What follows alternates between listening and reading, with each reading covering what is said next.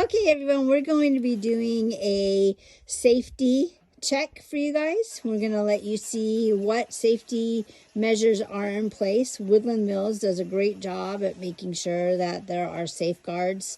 Since everyone keeps telling Jimmy to be safe, we thought we'd show you all the safety measures. So right now, he's pouring in some more fluid, which I have no idea what it is. It's called windshield washer fluid.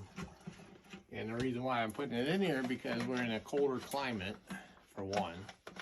That way nothing freezes up in there because as you know what's inside there. So basically what this is a reservoir that feeds the blade water. So and you'll notice I could touch that blade now. But that blade will cut you in pieces. So let's put this in perspective. Actually, I had to put all this together so I know where everything's at. It's so funny. So you got these little hasps and this. That's what keeps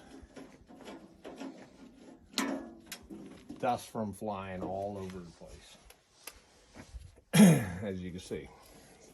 So the pulley wheel technology still works today. Okay, all right. Now you're trying to get into caveman stuff. So anyways, this is not caveman. Well, it does have a motor. How everything is set up, you got this big blade that's wrapped around these pulleys, right? So, and it has some really, really sharp teeth, and it'll cut you up.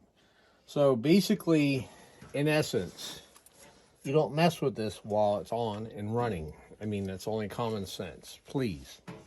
The only time you're going to mess with this is when everything is off. And don't take the guards off. You don't take the guards off when the machine is running. You only take this guard off when it's off.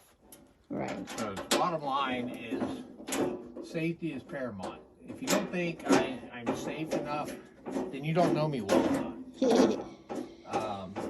And some people might take those guards off just because, which would be really super stupid, but...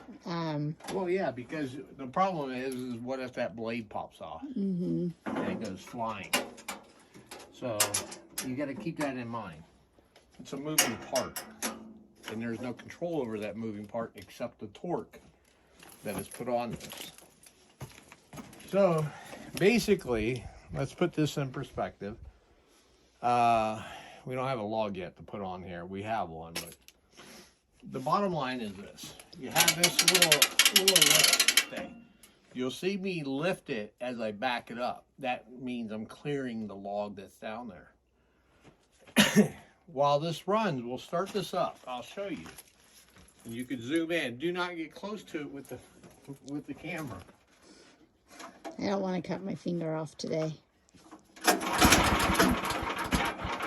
Or any day. So,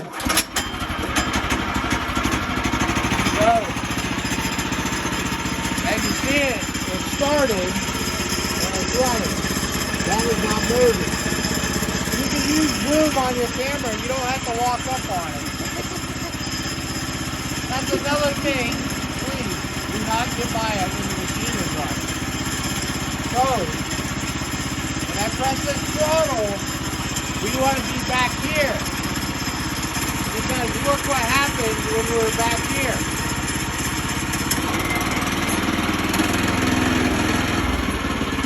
So you hear that rattle, that means the blade is disengaged, the clutch. So basically, now it's not moving because I let off the throttle. Throttle is what engages the clutch. On the front, there's a clutch. That's right here. You don't have to stand so close. Come around here, you can see there's a clutch inside that black case right here. That is the clutch. So basically, when you back it off, it stops it. It disengages.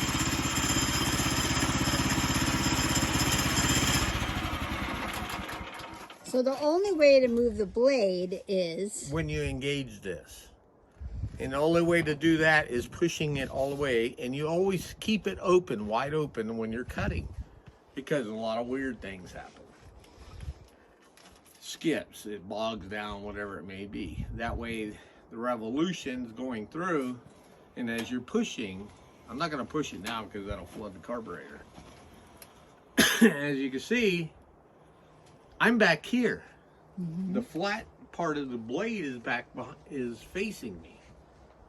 So the cutting is in that direction. So I am not nowhere in that vicinity. Even if this thing bogged down, it's not going nowhere because there's a lot of weight coming down. So this is locked in. Let's just say we locked it.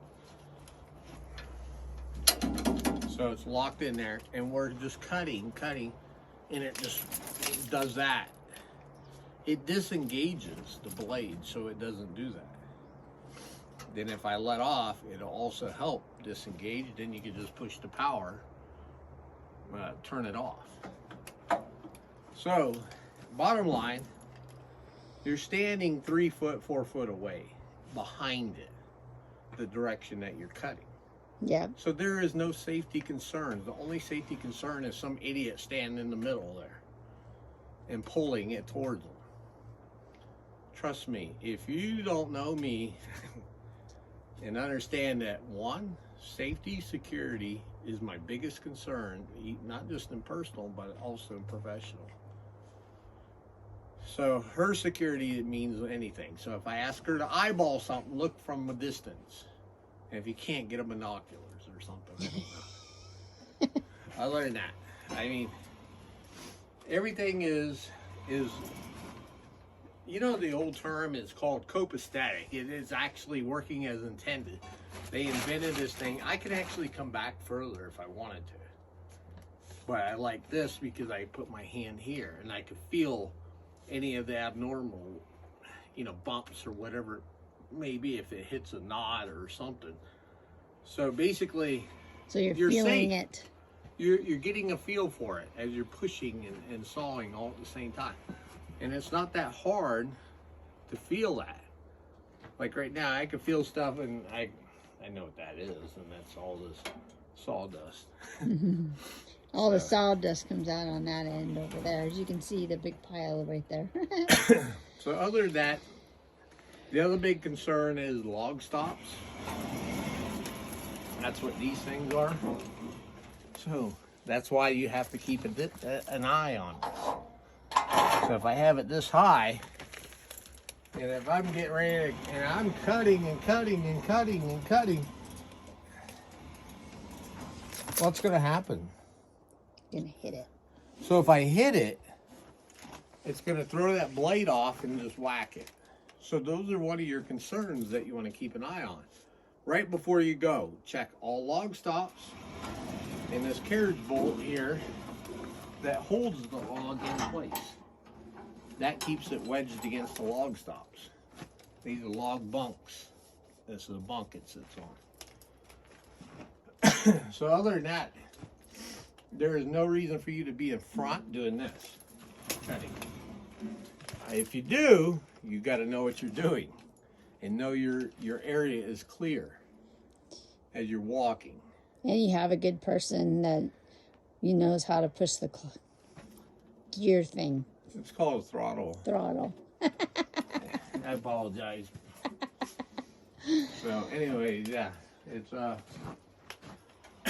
that way you're watching, seeing what's happening all at the same time. If somebody's not watching on that end, you could actually do it from here, and you could actually turn.